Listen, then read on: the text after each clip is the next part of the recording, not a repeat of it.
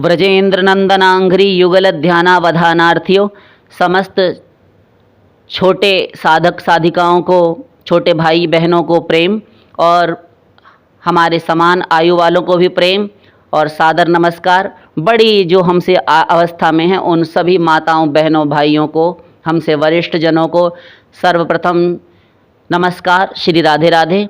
आज की प्रश्न श्रृंखला प्रारंभ करते हैं।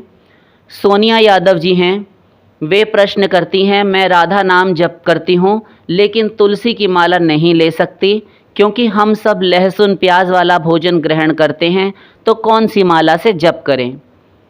सोनिया जी या अन्य भाइयों बहनों माताओं की, जिन भी सज्जनों की ऐसी समस्या हो उनके लिए भी यही उत्तर है, यही समाधान है। बोलिए। राधा नाम जप करती हैं, अत्यंत श्रेष्ठ है, हर्ष का विषय है। बहुत ही कर्णप्रिय लगा सुनने में कि आप श्री राधा रानी का नाम जप करती हैं, किंतु तुलसी जी की माला नहीं ले सकती क्योंकि लहसुन प्याज वाला आप खाना खाते हैं। ठीक है, आप एक बात बताइए सोनिया जी कि तुलसी माला से जप करने के लिए आप नहीं ले सकती, किंतु आपसे ये किसने कह दिया कि लहसुन प्याज वाला भोजन जिस घर में किया जाता है अथवा जो करता है या करती हैं वे तुलसी की माला से जप नहीं कर सकती? अरे तुलसी की कंठी धारण करना मना है, वह भी यदि हो सके तो। भक्ति रसामृत सिंधु में श्री श्री परम वंदनीय रूप गोस्वामी जी द्वारा कहा गया है, हरि भक्ति विलास में भी कहा गया है कि तुलसी माला धारण करने वाले अथवा वैष्णव मात्र को लहसुन प्याज का जो व्यवहार है अपने आहार में, भोजन आदि में, इसका निषेध है। इसका त्याग करना, ये त्याज्य वस्तुएं हैं क्योंकि ये तामसिक और राजसिक पदार्थ हैं। किंतु घोर मांसवत, जैसे मांस होता है, मदिरा, अन्य जो अंडा आदि होती हैं, ऐसी गंदी वस्तुएं नहीं हैं कि इनको आप छू ही नहीं सकते। कि जैसे हल्ला बोल होता है हमारे पूरे समाज में, हाहाकार मचा हुआ है लहसुन प्याज को लेकर। पहले कोई भगवत भक्ति, पूजन, सेवा, उपासना, नाम जप आदि में आएंगे, बाद में पहले लहसुन प्याज दिमाग में धरे रहते हैं कि क्या करें अब, गुरुजी ने तो ऐसा कह दिया। तो कुछ नहीं कह दिया गुरुजी ने, सीधे सीधे जो खाते हैं वो खाते रहिए। आप एक और बात बताइए, पूछिए कि जब आप लहसुन प्याज खाते हैं तो लहसुन प्याज खाने से पहले या तो स्नान इत्यादि करके आप भोजन तो नहीं करते होंगे, इतनी तो गनीमत है, अभी राम ही बचाए। हाँ, तो नहाकर स्नान आदि करके सभी भाई बहन माताएं ये सब पहले तो भगवत आराधन, पूजन, ठाकुर जी की सेवा, स्नान, हार श्रृंगार करते होंगे ना? हाँ हाँ बिल्कुल करते हैं। तो उसी समय तो जप करते होंगे। हाँ, तो आप उस समय जप कर लीजिए, तत्पश्चात आप भोजन इत्यादि कर लीजिए। गर्मियाँ चल रही हैं, शाम को अपना थोड़ा सा स्नान इत्यादि हो सके तो कर लीजिए, वस्त्र बदल लीजिए, वो तो करना भी चाहिए। तत्पश्चात अपना जप आदि कीजिए मुख शुद्धि करके, और जप करके फिर अपना खाना वाना जो आपका बनता है वो बनाइए, खाइए। हाँ, तो माला तो आप शुद्ध होकर ही पकड़ेंगे कि आपकी जब मर्जी हो तभी लेके बैठ जाते हैं माला, ऐसा तो नहीं करते। हाँ, तो बस फिर तुलसी माला से जप करने के लिए मना नहीं है। यदि लहसुन प्याज का आपके घरों में व्यवहार होता है आहार में तो कोई बात नहीं, आप बनाइए, खाइए, किंतु शुद्धता से एक और बैठकर अपना भजन कर लीजिए, तदुपरांत आप भोजन ग्रहण कीजिए। अच्छा, रही बात कि कौन सी माला से जप करें, कह तो दिया कि तुलसी माला से ही जप कीजिए। और फिर भी यदि किन्हीं को समस्या है, क्योंकि कई ऐसे भी हैं सज्जन और माताएं बहनें कि प्रश्न का समुचित उत्तर समाधान मिलने के बावजूद भी उनकी बुद्धि चलती रहती है कि पता नहीं कहीं दंड ना मिले। इनकी बात सुनकर मान तो लें, बात तो सही कह रहे हैं, किंतु क्यों, म्यों, बट, लेकिन तर्क वितर्क चलता रहता है। तो उनके लिए भी एक समाधान है। देखिए, जहाँ पूजन सामग्री मिलती है ना, हाँ, तो उन पूजन सामग्री विक्रेताओं के पास आप जाइए, वहाँ से शुद्ध स्फटिकाक्ष की माला ले लीजिए। क्रिस्टल की माला होती है, यद्यपि इस स्फटिकाक्ष की माला पर भगवती पराविद्या, ब्रह्म विद्या, हंसवाहिनी सरस्वती का मंत्र जप होता है, किंतु स्फटिकाक्ष की माला पर श्री राधा रानी, श्री कृष्ण का, श्री राम का, इन सब का भी जप हो सकता है। ये शास्त्रीय बोल रहे हैं हम। हाँ, तो आप जप कर सकते हैं। भगवती पराविद्या सरस्वती जब प्रकट हुई श्री कृष्ण से ब्रह्मखंड ब्रह्मवैवर्त पुराण में, तब उनके हाथ में स्फटिकाक्ष की ही माला सुशोभित थी। तो क्यों जी स्फटिकाक्ष की माला से वे सरस्वती क्यों जप करती हैं? आपने तो कहा कि स्फटिक की माला से सरस्वती का मंत्र जप किया जाता है, किंतु यहाँ सरस्वती देवी ही स्फटिक की माला लिए हुए हैं। हाँ, तो वे परब्रह्म श्री कृष्ण से प्रकट हुई ना, तो वे परब्रह्म का ही जप करती थीं। अच्छा अच्छा अच्छा, वहाँ तुलसी माला लेकर कोई नहीं प्रकट हुआ था, स्वयं दुर्गा भगवती भी तुलसी लेकर नहीं प्रकट हुई। ओ ठीक है, तो हम आज ही ले आते हैं। हाँ बिल्कुल ले आइए, किंतु माला को शुद्ध अवश्य करा लीजिएगा। यदि आपके गुरु हैं तो उनके हाथ से स्पर्श करा लीजिए, नहीं तो एक छोटी सी विधि है, माला को डायरेक्ट लाकर बाजार से ऐसे ही जाप करने नहीं बैठ जाना चाहिए। हाँ ठीक है, तो स्फटिकाक्ष की माला ले आइए, उससे जाप आप कर सकते हैं।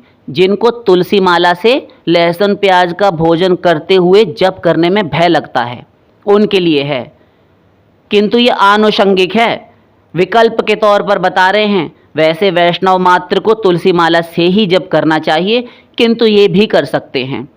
और एक शंका का समाधान अपनी ओर से करते चलें, बीमारी ही खत्म हो। वो क्या? वो ये कि माला जो होती है, माला से जप करना अत्यंत अनिवार्य और अत्यंत आवश्यक नहीं है। ध्यान दीजिए, हाँ सुन रहे हैं हम, आप बोलते जाइए। वो माला से जप करना इतना आवश्यक नहीं है, तो फिर ये सब गुरु लोग क्यों कहते हैं माला से करो? इसलिए कहते हैं क्योंकि हम ना मक्कारी करते हैं। गुरु लोग, आचार्य लोग अपनी जगह सब सही हैं। हम क्या गलती करते हैं, ये कि माला होती है ना, तो हमारे अंदर एक चिंता लगी रहती है कि हमको भजन करना है, माला लटकाए गोमुखी में हम डोल रहे हैं और भजन करते नहीं। तो ये स्वांग प्रपंच ढोंग ढकोसला करने से क्या फ़ायदा? तो चलिए जप कर लेते हैं। तो शर्म की सौदा ही सही, हम करने तो बैठ जाते हैं।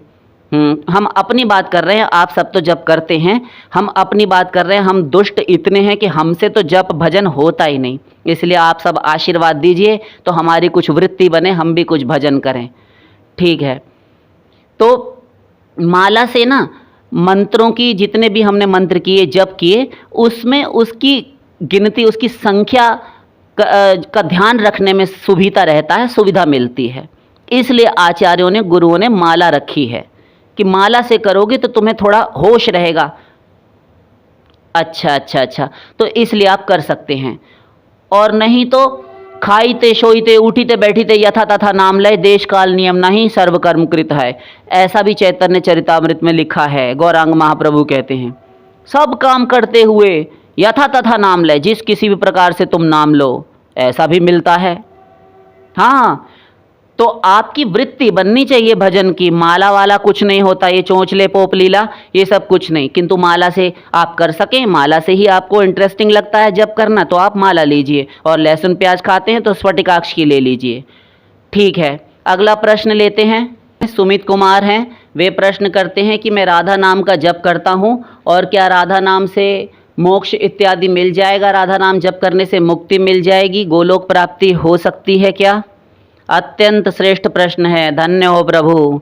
राधा नाम जप करते हैं, किंतु संदेह, शंका, संदेह, भ्रम, डाउट्स बने ही हुए हैं कि मुक्ति मिलेगी अथवा नहीं, गोलोक मिलेगा कि नहीं। तो मतलब आप राधा नाम जप करते हैं गोलोक जाने के लिए। तो चलिए हास्य की दृष्टि से कह रहे हैं, कोई अन्यथा ना लें। देखिए, निश्चित रूप से राधा रानी के नाम जप से, राधा मंत्र के जाप से, राधा दास्यम से, राधा रानी की उपासना से सब कुछ मिल जाएगा, निश्चिंत हो जाइए। तो उत्तर तो इतने में ही दे दिया, किंतु विश्वास नहीं होगा, इसलिए शास्त्रों से प्रमाणित करते चलते हैं जिससे शांति हो जाए। और सब जिन जिन माताओं, बहनों, भाइयों, सज्जनों को इस प्रकार की संदेह, शंकाएं, भ्रम सताते हैं, तो वे भी उत्तर इसी में ले लें। ठीक है, प्रारंभ करते हैं। राधा रानी स्वयं क्या कह रही हैं, उनसे पूछ लेते हैं। ममैव पौरुषम रूपम गोपिका जनमोहनम, ब्रह्मवैवर्त पुराण। अरे जो पुरुष रूप है ना, जो श्री कृष्ण हैं वे पुरुष रूप में हैं, वो ममैव पौरुषम रूपम, वो मेरा ही रूप है, मैं ही कृष्ण बनी हुई हूँ। अच्छा, हाँ, और वहाँ पर ये भी कहा गया है कि श्री कृष्ण ने ही अपने दो रूप बना लिए, निर्गुण निर्विशेष निराकार ब्रह्म आनंद कंद सच्चिदानंद श्री कृष्ण चंद्र ने अपने दो रूप बनाए, ऐसा वेद में कहा गया। क्या कहा वेद ने? वेद ने कहा येयम राधा यश्च कृष्णो रसाब्धिर देह नैकः क्रीडनार्थम द्विधा भूत, गोपाल तापनीय उपनिषद। जो राधा है वही श्री कृष्ण है, जो श्री कृष्ण है वही राधा है। फिर ये दो क्यों दिखते हैं जी? ये इसलिए दिखते हैं क्रीडनार्थम द्विधा भूत, लीला करने के लिए, क्रीड़ाएं करने के लिए, भक्तों के आनंद वृद्धि के लिए, उनके मनोरंजन के लिए उन्होंने दो रूप धारण कर लिए, एक ही ब्रह्म दो बन गया। तो राधा रानी सत्य बोल रही हैं। तो ये क्यों बोला आपने? ये इसलिए समझाया क्योंकि जब श्री कृष्ण ही मुक्ति दे देते हैं, तो जब राधा रानी श्री कृष्ण ही हैं, श्री कृष्ण ही राधा हैं, तो मुक्ति क्यों करनी होगी? समझ गए। आगे चलिए। कृष्णेन आराध्यते इति राधा, ऋग्वेदीय राधिकोपनिषद ये कह रहा है, वेद मंत्र ऋग्वेद का, उपनिषद का, कि कृष्ण के द्वारा जो आराधित हैं, अर्थात श्री कृष्ण के द्वारा जिनकी आराधना की गई, वे हैं राधा रानी। फिर कहा श्री कृष्ण स्वयं स्वीकार कर रहे हैं, राधैव आराध्यते मया, ब्रह्मांड पुराण, मतलब मैं राधा की ही आराधना करता हूँ। अच्छा, अब आगे चलिए। एक पद है, पद माने छोटा सा एक शब्द है, राधनोति। तो इसका अर्थ साध्यति भक्तानाम सर्वाणि कार्याणि इति सा, यानी भक्तों के सभी कार्यों को सिद्ध करने वाली हैं श्री राधा। अच्छा अच्छा अच्छा। फिर कहा राजते, एक पद ये है, राजते धरण्याम जीवोद्धाराय यासा राधा, अर्थात जो वसुधा पर, इस पृथ्वी तल पर जीवोद्धारार्थ ही विराजमान है, जीवों के कल्याण के लिए ही विराजित हैं, वे हैं राधा। तीसरा पद है रा, तो रा शब्दोच्चारणादेव स्वीतो भवति माधव, धा शब्दोच्चारतः पश्चात धावत्येव ससंभ्रम, ब्रह्म वैवर्त पुराण। इसका अर्थ क्या है श्लोक का?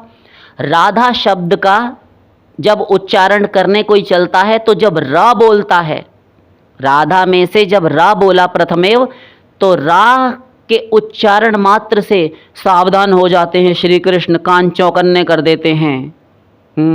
और धा शब्दोच्चारतस पश्चात धावत्येव ससंभ्रम, और जैसे ही धा बोला तैसे ही उठ दौड़ते हैं कि इसने राधा रानी का नाम ले लिया, अब तो मुझे जाना पड़ेगा इसकी सेवा रक्षा सहायता इत्यादि के लिए, इसको भव सागर से उबारने के लिए, गोलोक लाने के लिए। लीजिए ब्रह्म वैवर्त पुराण। ठीक, अब आया र योग आ, फिर से योग ध और फिर योग अ इज इक्वल टू बराबर में राधा बना। इन वर्णों के श्रवण स्मरण उच्चारण से, यानी र आ ध आ, तब राधा बना। तो ये र के आगे आकार लगा, ध के आगे आकार लगा, तो इससे राधा शब्द साकार हुआ। तो राधा वर्णों के श्रवण स्मरण और उच्चारण से, तो रकार से कोटि कोटि जन्मों के उपार्जित शुभाशुभ यानी अच्छे बुरे कर्म भोग मिट जाते हैं। फिर आकार जो आया, र के आगे जो आकार लगा है, आ की मात्रा, तो उससे गर्भवास, जो गर्भ में रहकर बालक को 9 मास कष्ट होता है, माता खाती पीती रहती है, उसका गोलगप्पे पानी पूरी चाट पकौड़ी खाने का मन हो रहा है, और भैया से मांग मांग कर पानी पी रही है, भैया ज़रा खट्टा वाला तीखा वाला पानी देना, तो भैया भर भर के दोना पिलाए जा रहे हैं माता जी को, और वे पी रही हैं, और गर्भ में शिशु है, इनका चाट पकौड़ी राई खटाई अचार इत्यादि खाने का मन होता रहता है। तो कोई बात नहीं, वे तो खाती हैं, खाएंगी, किंतु भीतर के बच्चे से नहीं पूछा इन्होंने कि उसको कितना कष्ट होता है जब उस अचार आदि का अम्ल बनता है, एसिडिटी बनती है भीतर जाकर, वह बच्चा व्याकुल हो जाता है। हाहाकार कर उठता है गर्भ में, इतना घोर यंत्रणा सहता है बालक। ये हम शास्त्रीय प्रमाण से बोल रहे हैं, अपना हमने समझाने के तौर पर कहा है। ये नहीं कहा कि आप खाना बंद कर दीजिए, पानी पूरी गोलगप्पे। ठीक, तो ये गर्भवास की यंत्रणाएं हैं। और फिर मृत्यु, रोग आदि, ये इतने कष्ट हैं। तो र के आगे जो आकार, जो मात्रा है, उससे ये सब मिट जाते हैं। अब आया ध, तो धकार से आयु की अल्पता, अर्थात किसी की अल्पायु है, कम आयु में ही किसी की मृत्यु होनी है, तो वह मिट जाती है। फिर आकार आया, रा के आगे ध, ध के आगे फिर से आकार, तो उससे भवबंधन कट जाते हैं। ठीक, तो रेफो ही कोटि जन्मागम कर्म भोगम शुभाशुभम आकारो गर्भवासम च मृत्युम च रोगमुत्सृजेत। धकारो आयुषो हानिम आकारो भवबंधनम श्रवण स्मरोक्तिभ्य प्रणश्यति न संशय। ब्रह्म वैवर्त पुराण श्री कृष्ण जन्मखंड 13:5-7। ये जो ऊपर अर्थ किया ना हमने वर्णों का, ये वही पूर्ण श्लोक है। आगे फिर कहा, राधा राधा नाम कहें, नाम लली को बाधा नासी। यानी ये लाली का नाम जो है ना, ये राधा नाम, ये बाधा का नाश करने वाला है। फिर कहा, राधा नाम का उच्चारण करने पर करोड़ों जन्मों की बाधाएं नष्ट हो जाती हैं, क्योंकि राध धातु के कई अर्थ होते हैं। राध ये धातु है, आकार हटा दिया ध के आगे से। एक एक शब्द पर ध्यान दीजिए। तो राध धातु के, ये संस्कृत में धातु होते हैं, आपने व्याकरण आदि में पढ़े होंगे धातु। तो ये धातु होते हैं, ये राध धातु के कई अर्थ हैं। तो राध धातु हिंसायाम, जिसके अर्थ में इसका तात्पर्य हिंसा से है। तो राध धातु जो है हिंसा का परिचायक है, अर्थात राधा रानी का नाम हिंसा भी करता है। हाँ, हिंसा करता है, बहुत बड़ी हिंसा करता है। जी हाँ, कैसे कैसे कैसे बताइए। हमारी राधा रानी तो बड़ी भोली हैं, वे तो हिंसा कर ही नहीं सकती। अभी बताते हैं, देखिए।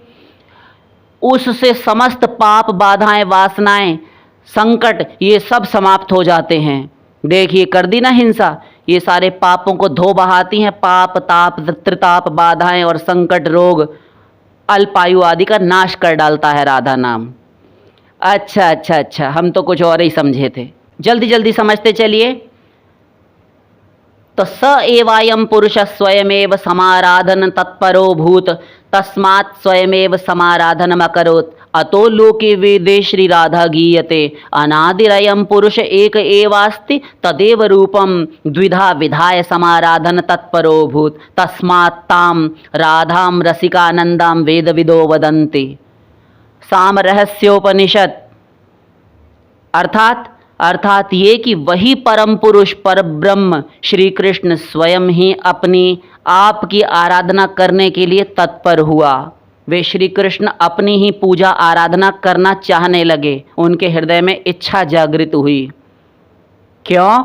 इसलिए कि रूप देखिए आपनार कृष्णेर होय चमत्कार, आस्वादिते मने उठे काम। चैतन्य चरितामृत।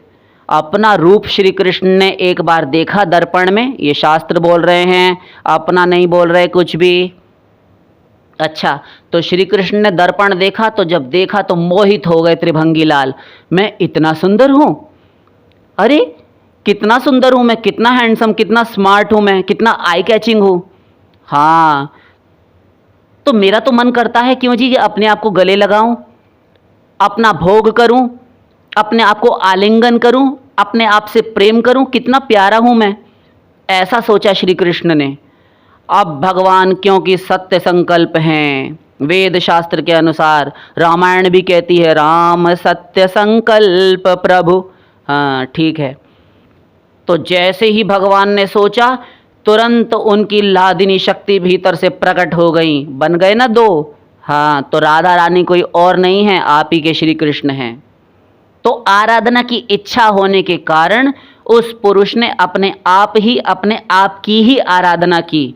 इसलिए लोक वेद में वे श्री राधा रूप में प्रसिद्ध हुई। राधनोति अर्थात जो आराधना करें। गुरोश्चहला पाणिनि सूत्र के अनुसार जो राधा अर्थात जो श्री कृष्ण की आराधना करें और श्री कृष्ण जिसकी आराधना करें, तो राध धातु हुआ ना। हमने पूर्व में ही कहा राध धातु के कई अर्थ निकलते हैं, तो दूसरा अर्थ ये है। तो दोनों एक दूसरे की प्रियालाल आराधना करते हैं, दोनों एक दूसरे के आराधक हैं, दोनों एक दूसरे के आराध्य हैं, यानी इष्ट देव हैं। ये बात है, जी हाँ ये बात है। तो उन्होंने अपनी आराधना श्री कृष्ण ने स्वयं की, राधा रानी की, और राधा रानी श्री कृष्ण की आराधना करती हैं, इसलिए ये लोक में वेद में श्री राधा रूप में प्रसिद्ध हुई। तो ये हुई आपके राधा नाम की व्युत्पत्ति, ये है अर्थ वेद के अनुसार। वह अनादि पुरुष पर ब्रह्म तो एक ही था ना वेद शास्त्र अनुसार। हाँ, एकमेवा द्वितीयम ब्रह्म। हाँ, तो वह ब्रह्म अकेला एक था, किंतु उसने संकल्प किया, इच्छा की। तो वह अपने को ही दो रूपों में बनाकर अपनी आराधना के लिए तत्पर हुआ। इसीलिए तत्वज्ञ वेदज्ञ श्री राधा को रसिकानंद रूपा रसराज की आनंद मूर्ति बतलाते हैं। अथवा राधे तेवं च संसिद्धा राकारो दानवाचक धा निर्वाणम च तद्दात्री तेन राधा प्रकीर्तिता। ब्रह्म वैवर्त पुराण श्री कृष्ण जन्मखंड। इसका मतलब ये है कि राधा नाम इस प्रकार सिद्ध हुआ। कैसे? राकार से दानवाचक है। राकार जो है ना राधा का रकार, तो ये दानवाचक है, अर्थात जो बड़े बड़े दान करने में समर्थ हैं, अवधर दानी हैं। ब्रज की महारानी राधा रानी अवधर दानी हैं। इसका मतलब अवधर दानी का अर्थ होता है जो नित्य प्रति नए नए दान करती रहती हैं और दान देने में अघाती नहीं है, बोरियत नहीं महसूस करती कि बहुत दे लिया, चलो जी अब अंदर चलते हैं फिर कल आएंगे। नहीं, सदा हाथ इसीलिए दोनों खाली हैं। हाथ में क्रीड़ा कमल भी पकड़ती हैं तो उनको बड़ा भार लगता है, नहीं हमको तो हाथ खाली ही रखने हैं, कभी कोई आ जाएगा तो हम उठाकर मुट्ठी भरकर कैसे देंगी उसको, इसीलिए दोनों हाथ खाली हैं राधा रानी के। हाँ, तो राकार जो है दानवाचक है। क्या क्या दान करती हैं? अरे भुक्ति मुक्ति फुक्ति ये सब तो छोड़िए, राधा रानी निर्वाण का बोधक है। ये धा निर्वाण का बोधक है। दान करती हैं किंतु निर्वाण भी दे डालती हैं। आपका प्रश्न था ना कि मोक्ष और गोलोक मिल जाएगा क्या, तो निर्वाण और किसे कहते हैं? निर्वाण का अर्थ होता है मोक्ष, मुक्ति, कैवल्य, परम पद। हाँ, शांति मिल गई। अर्थात ये देवी निर्वाण का दान करती हैं। समझ गए आप? हाँ, राधा राधा कहत ही भव बाधा मिट जाए। राधा राधा नाम जपने से भव बाधा शांत हो जाती है, भव समुद्र सूख जाता है। राधा राधा जे कहें तेना परत जम फंद। जो राधा राधा राधा राधा नित्य रटते रहते हैं वे यम के पाश में नहीं फंसते, यमराज देखने में भी समर्थ नहीं है उनकी ओर। ठीक, इसलिए राधा नाम से प्रसिद्ध है, कीर्तित हैं ये राधा रानी। राधा रानी ने राजा सुयज्ञ को मोक्ष प्रदान किया था। पहले भी हमने पूर्व प्रवचनों में संकेत किया है राजा सुयज्ञ का। तो राधा रानी परम पद, कैवल्य, गोलोक आदि सब दे सकती हैं। ब्रह्म वैवर्त पुराण में कथा आती है राधा रानी स्वयं आकर गोलोक लेकर गई हैं, विमान पर बैठाकर राजा सुयज्ञ को अपनी आराधना के फल स्वरूप। तो उनको मोक्ष किसने दिया था, गोलोक किसने दिया था? राधा रानी ने। तो श्री कृष्ण के अंशावतार, ध्यान दीजिए, श्री कृष्ण के अंशावतार, कलावतार, युगावतार, पुरुषावतार, आवेशावतार, अंशांशावतार, ये सब भी जो मोक्ष देने में पूर्ण समर्थ हैं। भगवान शंकर भगवान के विशुद्ध तमोगुण के अवतार हैं, वे भी मोक्ष दे देते हैं। सत्व गुण के अवतार हैं भगवान श्री हरि विष्णु, वे भी मोक्ष दे देते हैं। तो फिर श्री कृष्ण तो मोक्ष दे ही सकते हैं और सर्वत्र प्रसिद्ध है कि श्री कृष्ण मोक्ष दे देते हैं। प्रसन्नता से दें तो अलग बात है, भक्ति करने वालों को, प्रेम करने वालों को स्वयं से यदि कृपा पूर्वक दें तो भी अलग बात है। हम कल के किसी प्रवचन में बोल चुके हैं कि पापी अधम मला करता ही दीन निज धाम, कुंभकर्ण की मृत्यु पर भगवान शंकर ने कहा था। गीध अधम खग आमिस भोगी, गति दीनी जेहि जाचत जोगी। ये भी कहा था आपने, हमने सुना था। और भी कहा था कि राम राम कही तनु तजहि, पावहि गति निर्वाण। ऐसे बैरु भाव सुमिरत मोहिनी सिचर, ऐसे ऐसों को भी भगवान श्री कृष्ण श्री राम मोक्ष दे देते हैं। ठीक, तो आप एक बात बताइए कि राधा रानी को अभी हमने प्रमाणित प्रारंभ में ही किया था, इसी प्रश्न के शुरू में, कि राधा रानी श्री कृष्ण ही हैं, श्री कृष्ण ही राधा हैं। येयम राधा यश्च कृष्णो मामैव पौरुषम रूपम, ऐसा कहा था ना। हाँ हाँ, सुना था। तो जब श्री कृष्ण ने ही ये दो रूप ले रखे हैं, तो फिर राधा रानी श्री कृष्ण दो तत्व कहाँ हैं? आप नामापराध क्यों कर रहे हैं? तो श्री कृष्ण तो असंख्यों को उन्होंने मुक्ति दी है। श्री राम ने, श्री कृष्ण ने ढूंढ ढूंढ कर पापियों का, अधमों का उद्धार किया है, पतितों को उबारा है। तो क्या उन्हीं श्री कृष्ण की भी जो आराध्या हैं, लादिनी शक्ति हैं, उनकी अभिन्न आह्लादिनी शक्ति स्वरूपिणी श्री राधा जी, क्या ये मोक्ष नहीं दे सकती? क्या विचित्र शंका जनित प्रश्न है आपका। राधा रानी की भक्ति, उपासना, सेवा कीजिए, स्थिर चित्त से मुक्ति की क्या बात है। अपनी सखी बनाकर निज महल में वास प्रदान करेंगी, लालजू तक वश में हो जाएंगे, शेष फिर